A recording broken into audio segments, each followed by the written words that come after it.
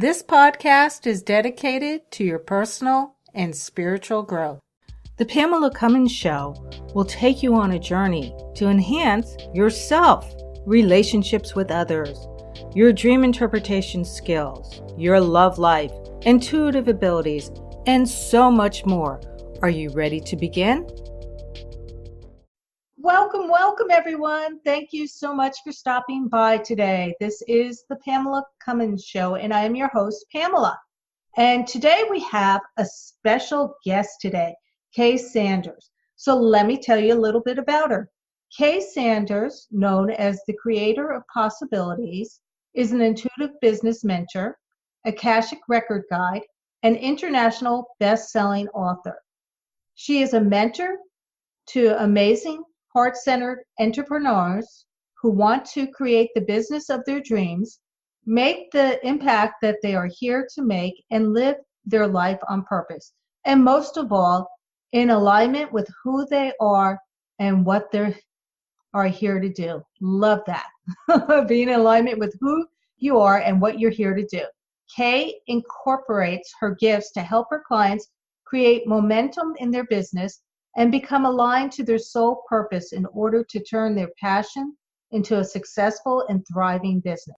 Through aligned actions, implementing the right systems and strategies, and developing a strong mindset for great success here, clients are able to create the business and lifestyle of their dreams. Her motto is, "Everything is possible," and she truly believes that everyone has the innate power to not only create amazing success and abundance, but also to heal and take charge of their inner mind that has been running the show up until now. Everyone has the power to feel deeply connected to themselves, their business, and the truth of who they are within. Amen to that. And without further ado, I would like to introduce you, Kay Sanders. Thank you so much for coming by, Kay. Thanks so much for having me, Pamela. It's great to be here. Very excited. And I figured today, Kay does quite a few things. And although I'm sure some of you are interested in the Akashic Records, I feel that a lot of people are struggling when it comes to finances. Not only entrepreneurs, but regular people, people who want to create a business, or people who are even in careers. So we're going to focus on finances today and the business aspect, but it's for everyone. So, Kay, I'd like to ask you a couple questions, if that's okay. I'm an open book.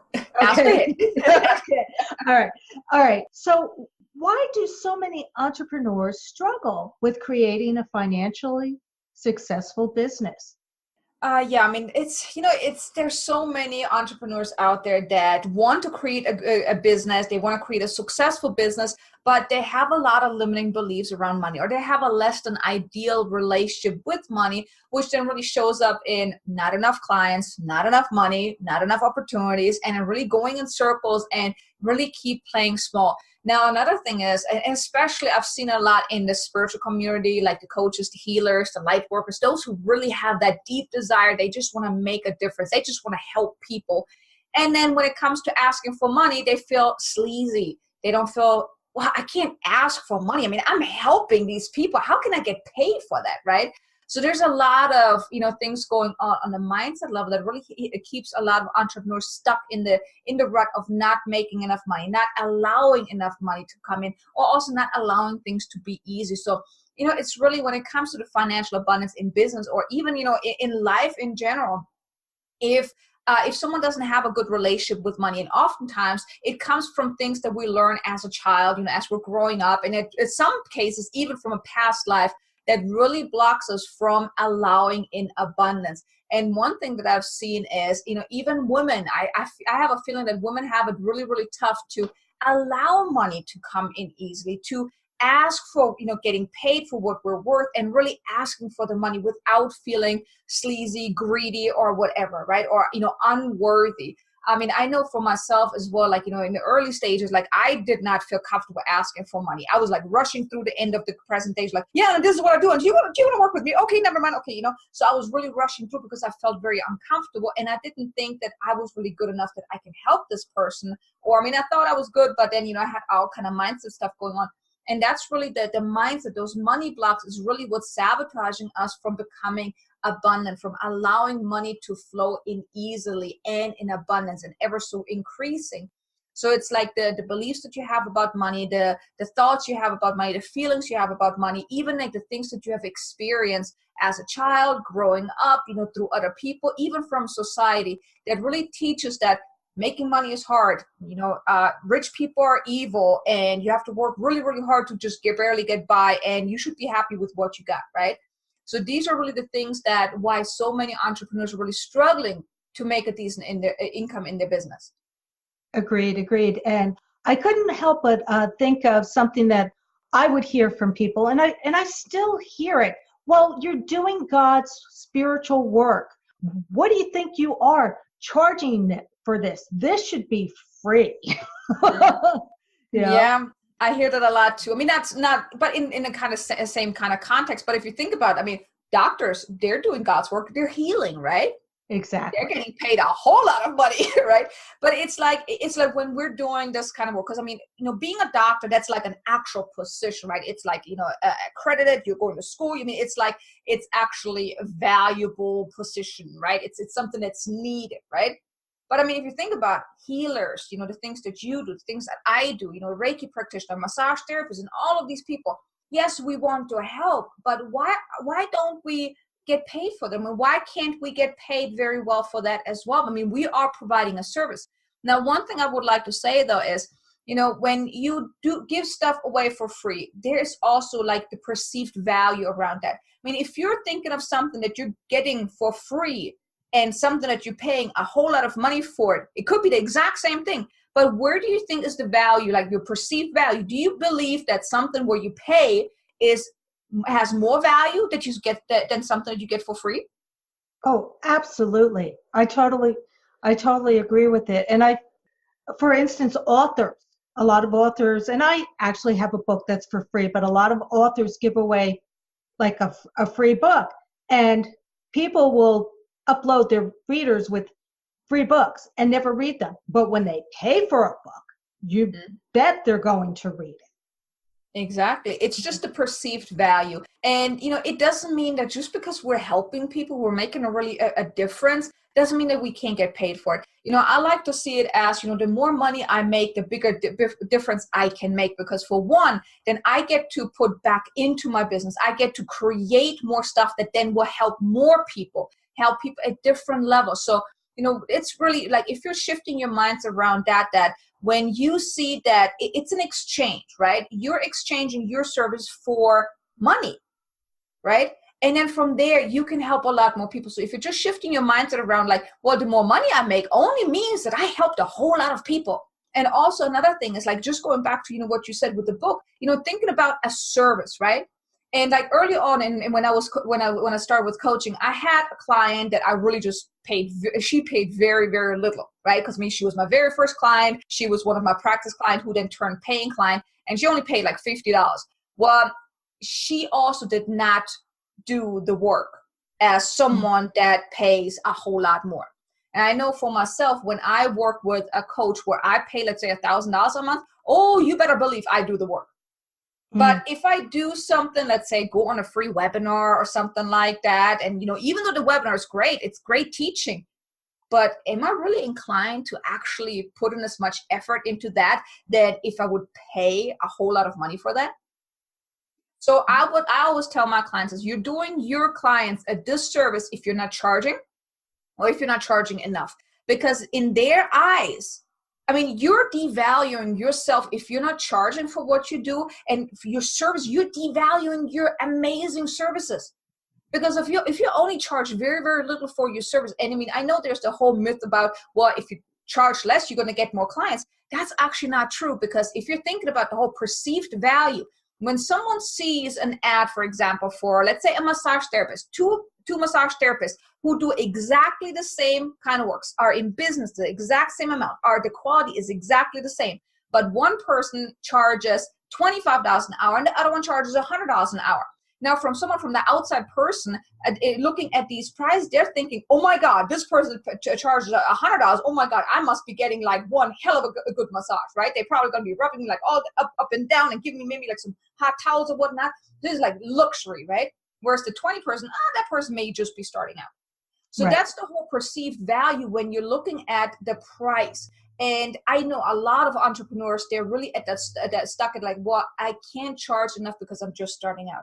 I don't have enough, success stories, or, well, people wouldn't pay me. Well, if I charge less, people are probably more inclined to pay me. But it's not true. That's really just a mindset trick. That's your ego trying to keep you safe and not let you step outside of your comfort zone. And money, there is a comfort zone for money as well. There's that invisible income ceiling that if your income ceiling is set at, let's say, making only $20,000 a year, no matter what you're doing, you're not going to get past that. You really have to work on the mindset part, like really uncovering, where's this coming from? Where did you pick up on the belief that you can only make $20,000 a year? And then from there, really start rewriting your mind, like reprogramming your mind into an abundant mindset. Because right now, if you're only believing that you can only make 20 grand a year, that's a lack mindset. Because you can make a whole lot more. You can charge a whole lot more. And honestly, the more you charge, the more people are really invested in that. So that's kind of what I want to say about, like not feeling that, like, who are you to actually charge for what you love doing? It's like, why not? Why can't you get charged a whole lot for what you're doing? Because you're doing amazing work and your work is needed. And if you're not charging enough, you're not reaching the people that you're meant to reach, because those people who really need you, they're more than willing to make the investment. Okay. So you kind of touched upon the one question that I was going to ask, is how your relationship with money impacts your financial success. Do you want to go answer that further? Is there anything else? Yeah. I mean, like your relationship is really like, even if you're thinking about like bills, for example, just think about, last time you got a bill, how did you react to it? Did you go like, oh crap, I got another bill, I don't know how I'm going to pay that. I might need to push it away and push it out a couple more days until I have the money. Or do you feel, oh my God, I'm so grateful that I have money in a bank account that I can pay that?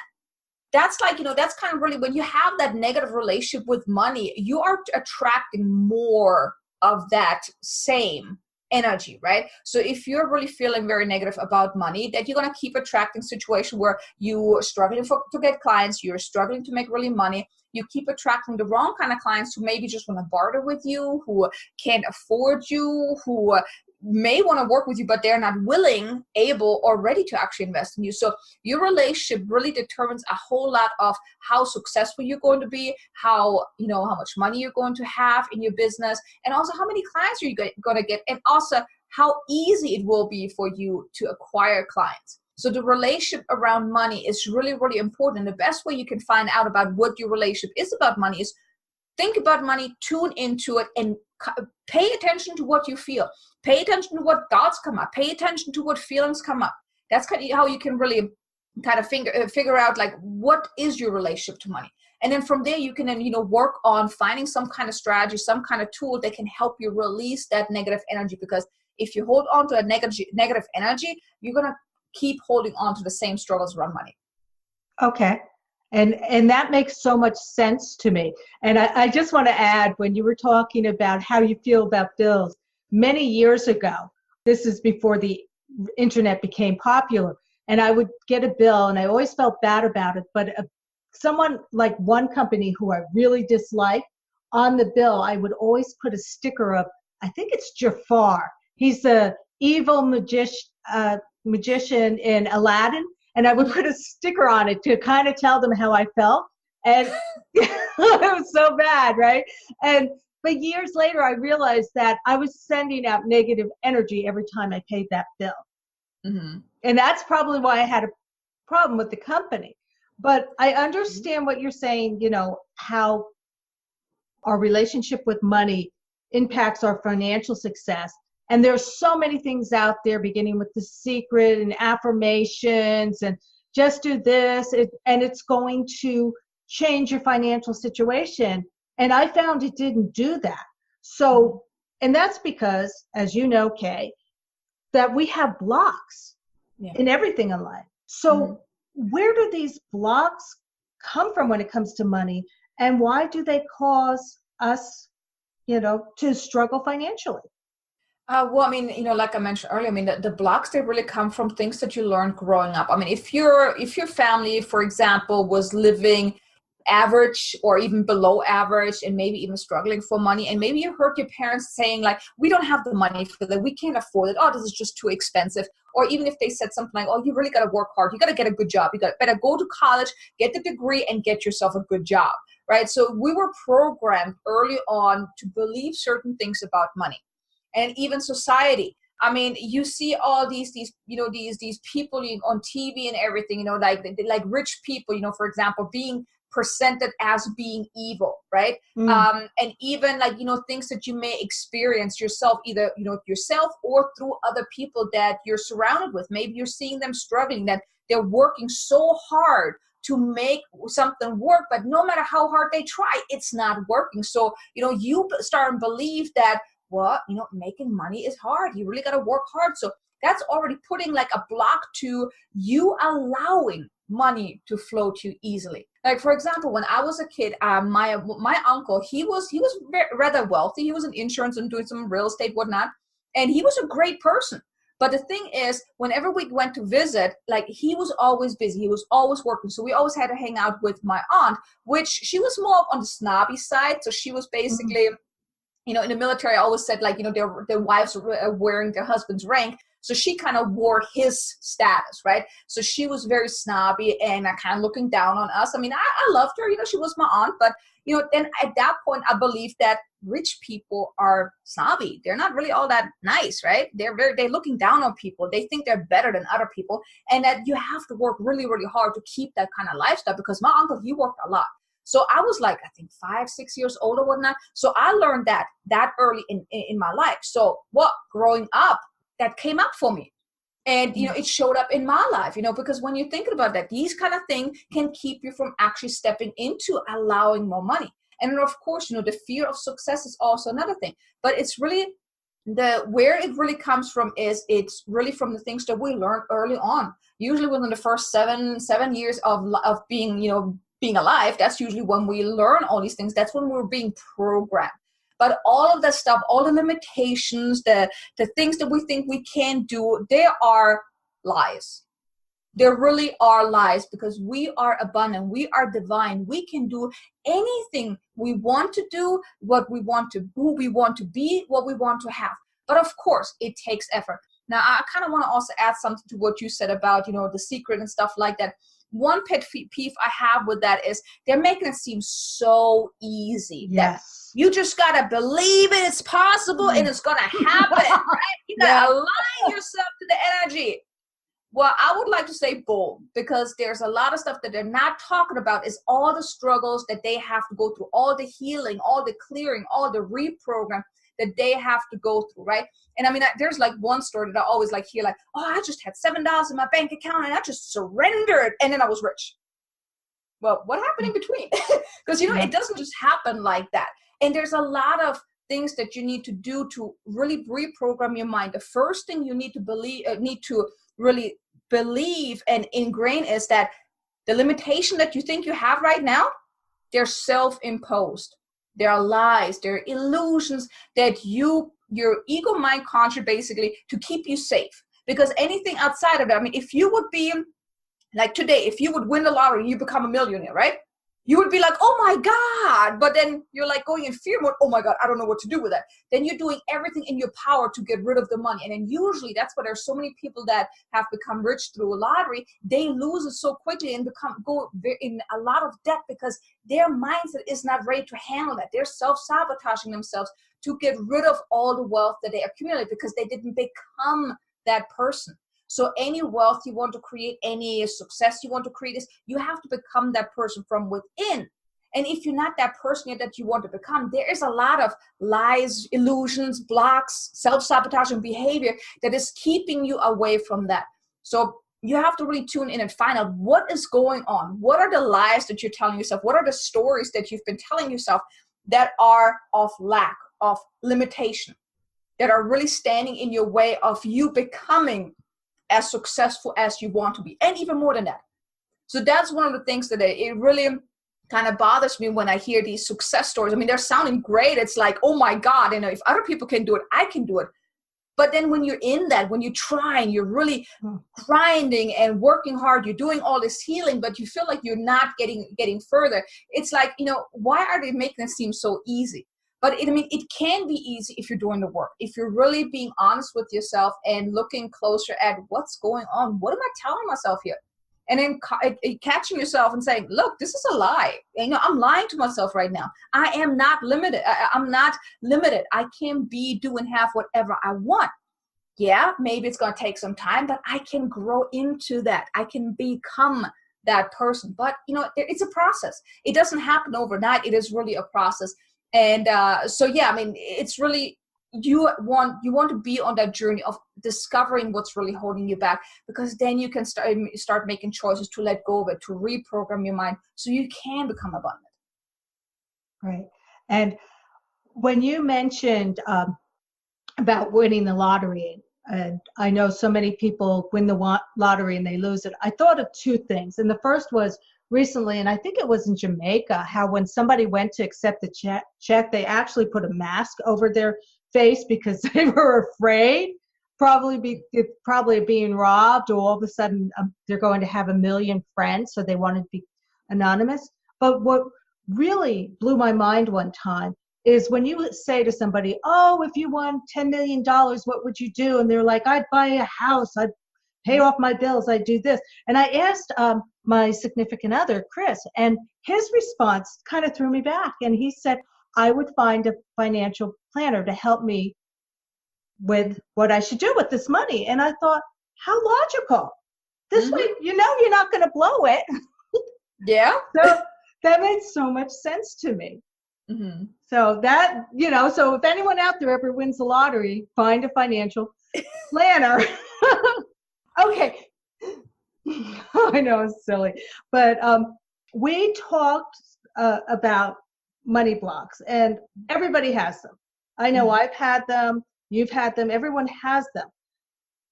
So we can't just say affirmations, as you said. We need, even if we feel it, that those blocks are there. So how can someone uncover their blocks? Well, one thing that I like to do is, and also with my clients, is really have them think about, their past. Like, go as far back as you can remember. Like, start early on, like when you're first born. What do you remember about money? And really write that down and really tune into that. Figure out, like, what are you feeling about money? What are you thinking about money? And also your ability of making money. And then also you want to think about, how will your life change once you allow money? Because then there's some more stuff coming up. So first, you really want to dig deep into your past. And usually I don't really like talking about the past, because the past is the past. You can't do nothing about it. But when it comes to the mindset stuff, you need to dig as deep as you can.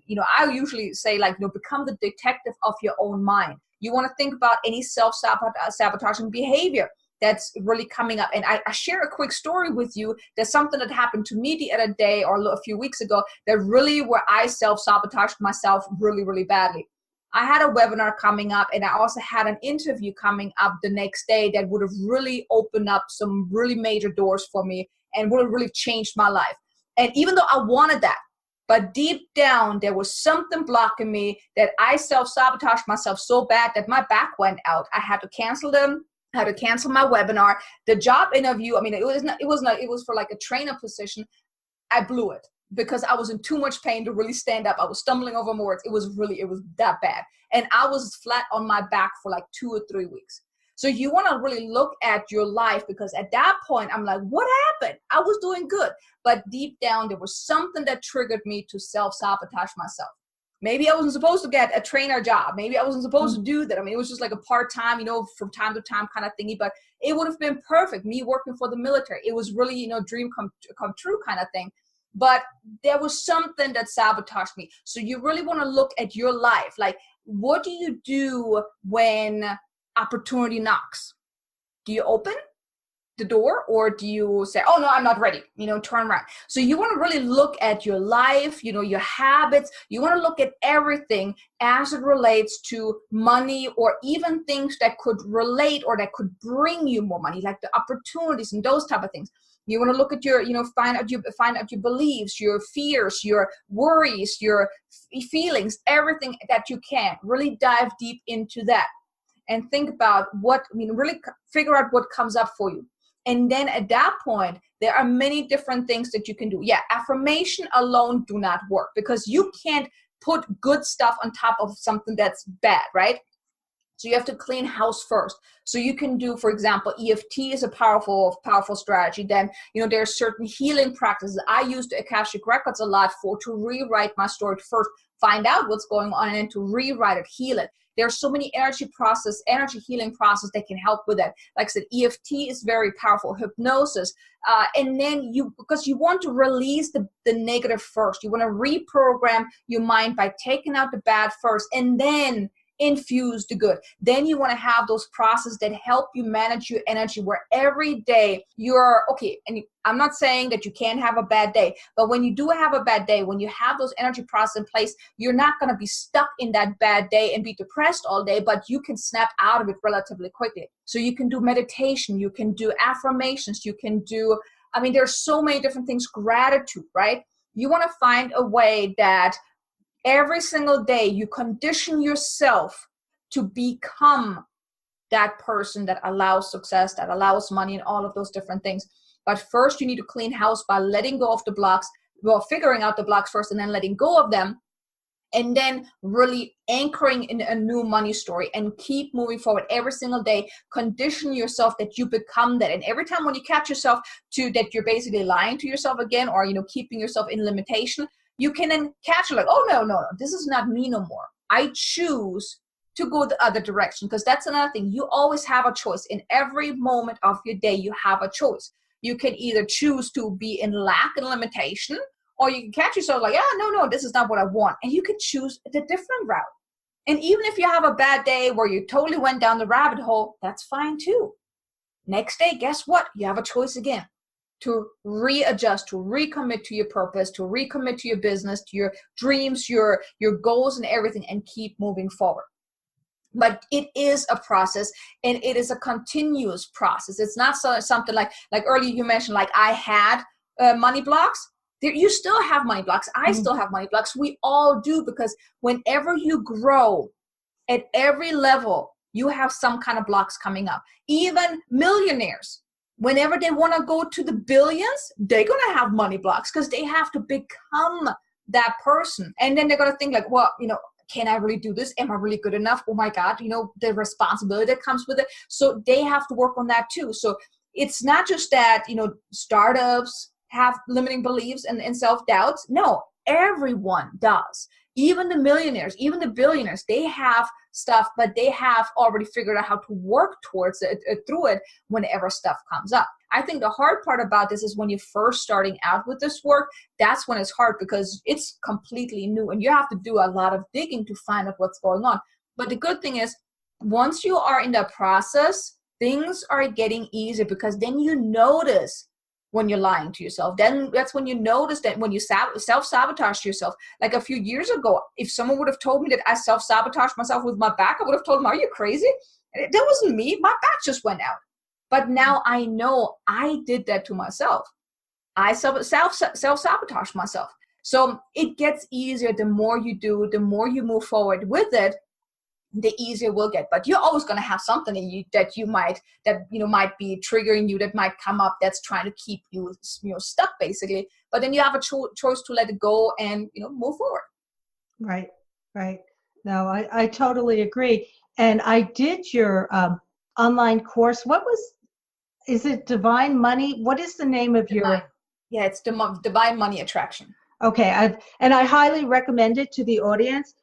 And I was working on that, the part of uncovering my money blocks. And I had thought, by the way, it's always a peeling of an onion, because I thought I knew that it came from my father because of this. And as I was doing it, a lot of stuff came up about my grandmother, which really blew my mind, because my grandmother and I weren't close. We rarely saw each other, maybe a few times a year, but her attitude really affected my money beliefs. And there are a lot of stories. I'm just going to tell this one story.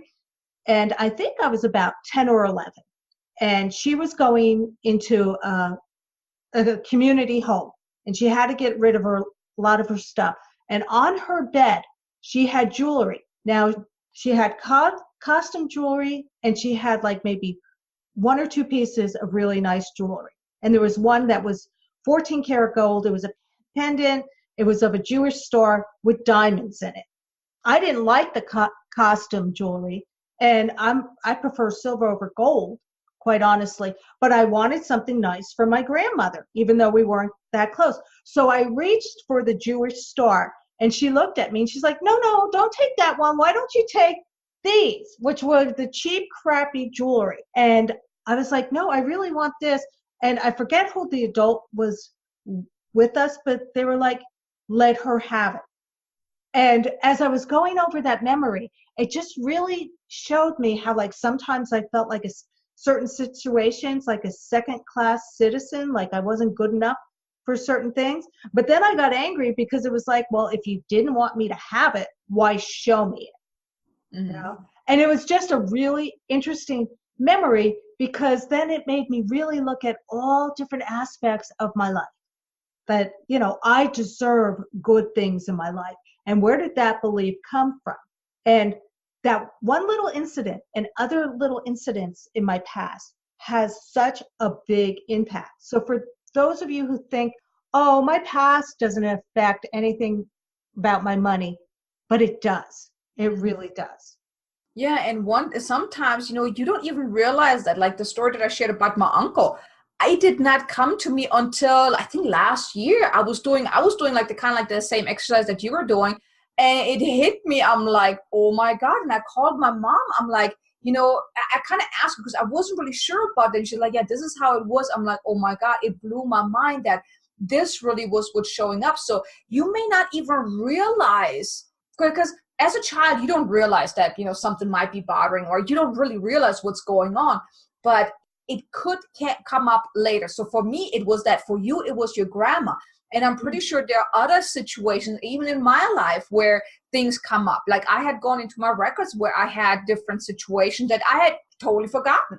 It was where my ex-husband was always taking my money from my business. I had my own business in Germany, and he always made me give him money out of my cash box. So I see myself standing over my cash box that I had in my closet and giving him money. And at that point, I made a choice. I'm like, you know what? I don't ever want to make more money than just barely enough so no one can take my money. Well, guess what?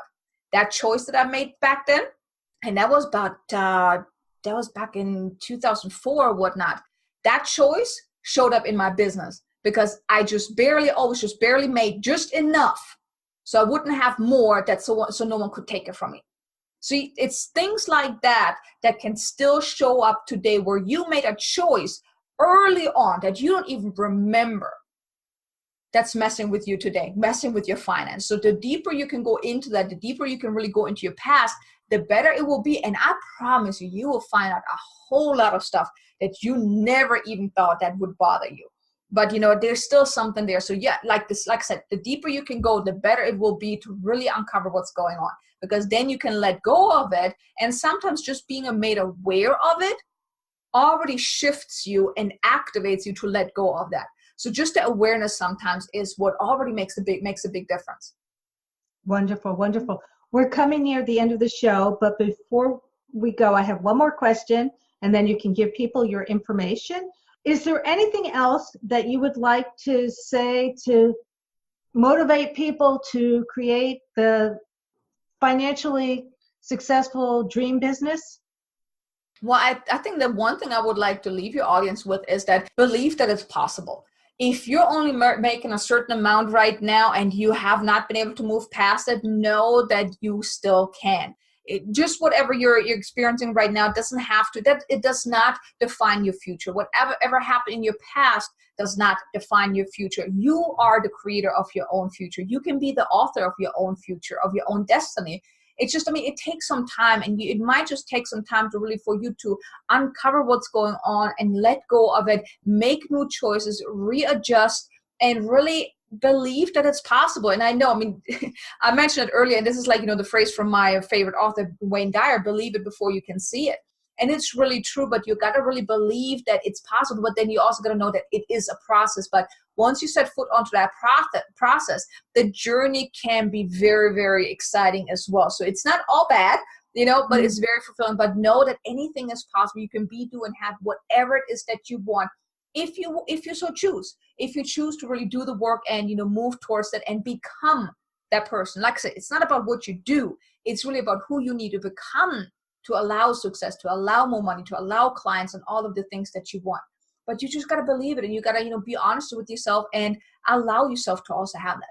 So I think that's like really the one thing I want to leave you guys with is like, believe that it's really possible. Thank you. Thank you for that. And I just want to add to that is you might say, oh, well, she can believe it and I can believe it, but I don't want to do the work. Well, I'm going to say, do the work, because on your deathbed, you're not going to say, you're going to say, I should have, I should have, I should have. And this way on your deathbed, you said, I did my best and I could and I can. Mm-hmm. I hope that makes sense. Yeah, totally. Yeah, I mean, we always think about like, I should have done this, I should have done that. And then I think Tony Robbins said, like, stop shooting all over yourself and just do it. Exactly. Exactly. There you go. Just do it. All right. Kay, please let people know how they can get in touch with you, because I just realized I didn't mention your website at the beginning of the show. I apologize that. So people, it's okay. We can do it now. It's never too late. That's true. Yeah. The best way to reach me is through my website. It's kaysanders.com. So KAYSANDERS.com. I'm on LinkedIn. I'm also on Facebook, but I'm more so a LinkedIn girl. Also like on YouTube, but the best way to reach out to me is really through LinkedIn or through my website. And I have everything is on my website as well. I have some freebies on there as well. So yeah, everything is there. Right. And I highly recommend her course. So please do, please check that out. I know it's really helped me, and it continues to help me. I use a lot of her exercises every day now. So thank you, Kay, for that. And thank you so much for coming on today. It was definitely a pleasure to have you. Yeah, it was definitely a pleasure to be here. And I hope I was able to shed some light on this whole money blocks and, abundance thing. And I hope I was able to really leave some good golden nuggets that helps your audience to really move forward. Oh, I'm sure it helped me, so I know it's got to help them. So thanks again. Thank you. You're welcome. Namaste, everyone, and I will talk to you next week. Bye-bye, and thank you for stopping by.